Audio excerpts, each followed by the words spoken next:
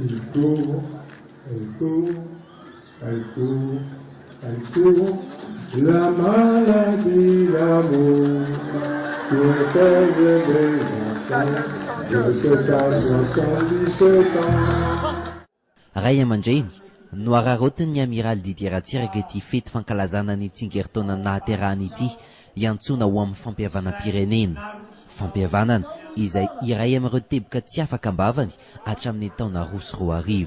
Manangataka amintsika menakavy aho amin'izao fahafito amin'ny fitopolo taonako izao. Mba atsiaro teny isika menakavy fa samy malagasy aloha,